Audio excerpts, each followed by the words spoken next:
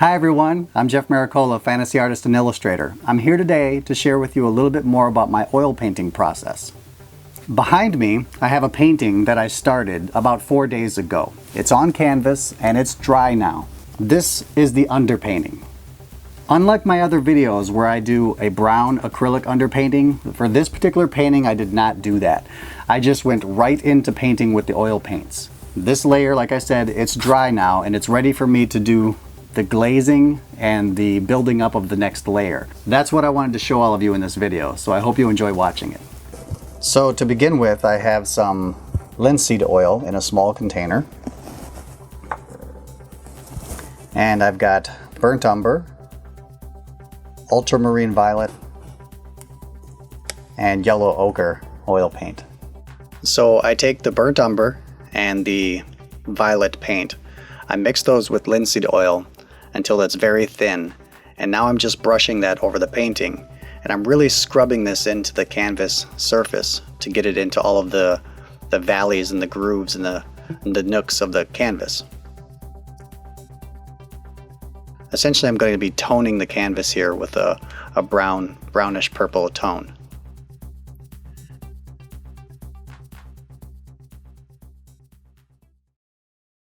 Then I take a regular old cotton t-shirt and I rub some of the paint off.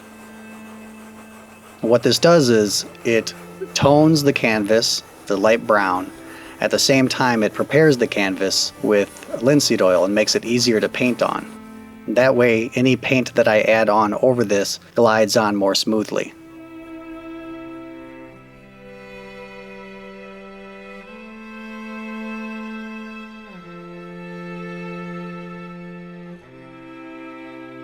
So now I just work into the painting with a little bit darker mixture of burnt umber and violet.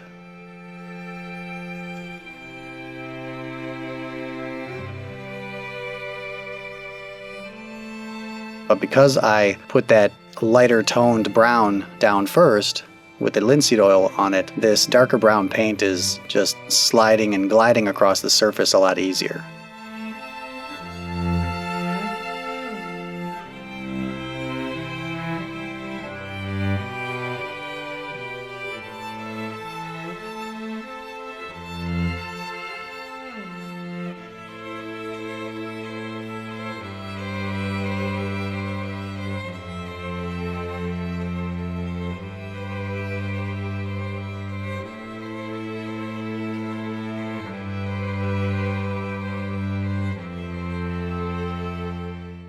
You can see here that what I've done is I've taken a thinner mixture of the brown paint to work into the lighter areas of the painting.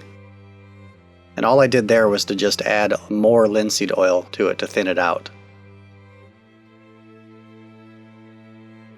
And then I'll use my cotton t-shirt again to carve into my painting to remove some of that lighter paint I put down. At this stage, what I'm doing is I'm kind of painting in a reductive way. I'm removing paint, but that's allowing me to create shapes and forms and interesting little spaces.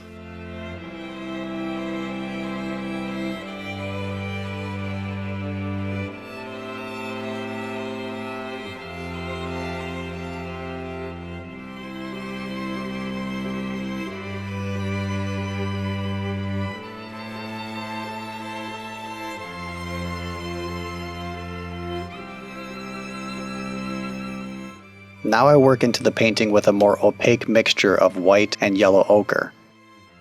And because the brown paint that I put down earlier is still wet, the yellow ochre and white mixture that I made will mix with it. It gives the paint a more creamy or buttery quality.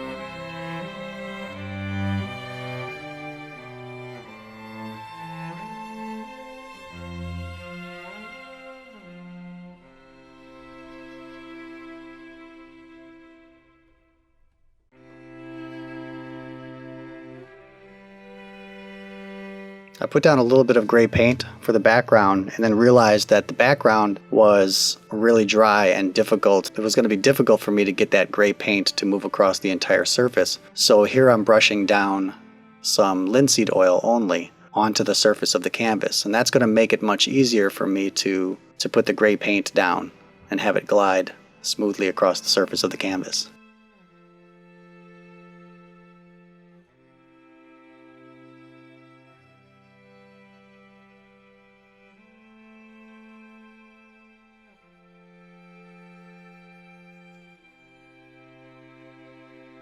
The linseed oil that I put down on the canvas is still there and it's still wet. So what I'm doing is I'm taking like a mixture of gray and violet and a little bit of yellow ochre to work up my background colors. Because I put the linseed oil down though, this paint is moving nice and smoothly across the surface. I'm doing a lot of my mixing right on the canvas itself. I'm not mixing the colors I need on my palette. I'm mixing it on the canvas. That's because I want there to be some interesting variations in the colors in the background. I didn't want the background of my painting to be all one solid color. I want there to be, I wanted you to see hints of the yellow ochre coming through or hints of the violet coming through. So as I show you a closer shot here, you'll see what I do. I'm really scrubbing the paint into the surface of the canvas at this point. There's no white mixed in with the paint at this point. It's just violet, yellow ochre, or a little bit of brown. But then you see here I've started to add white. I start to make the paint more opaque. What that allows me to do is it allows me to start blending those colors nicely and start removing a lot of the brush strokes. You'll notice when I first put the paint down that I was really scrubbing the paint into the surface. As I start adding white and as I start blending, my touch starts to get lighter. I start to use a light touch across the surface of the canvas to blend the paints. I'm not scrubbing anymore at that point because if I continue scrubbing, all I'm going to do is just move paint around. I want to blend the colors, so I'm using a lighter touch and just having the brush glide across the surface of the canvas, just enough to blend the colors together.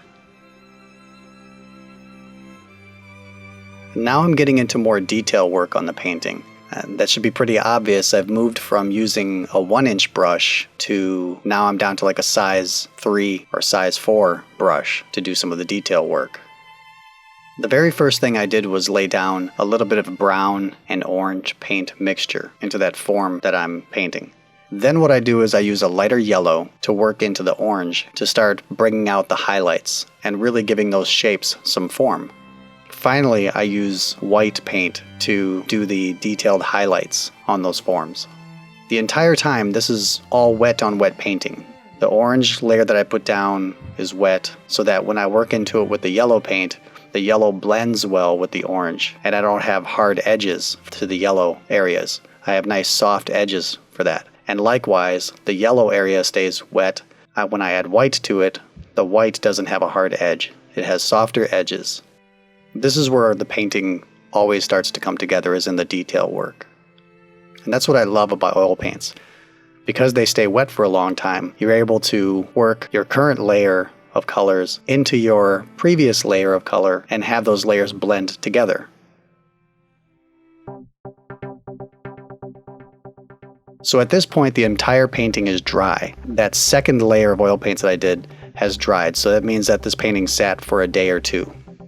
Now what I'm doing is I'm doing it all again. I am taking some brown paint mixed with a little bit of violet and I am scrubbing it into the painting again, essentially preparing the canvas for its third layer of oil paints. This building up of layer upon layer upon layer with oil paints is what's going to give your oil painting dimension. But the repetition pays off because it does give your painting more depth, more contrast, more life than if you had just tried to do the painting from beginning to end, wet on wet, in one day. This is where the qualities of patience come in very handy if you're working this way. Because you have to know when you're working on this painting, you're only going to work so far on it, and then you're going to let the painting sit for a couple of days, and you'll get back to it later. But you also have to have a lot of vision to know how it's going to turn out. And the only way you get that is through trial and error, experimentation.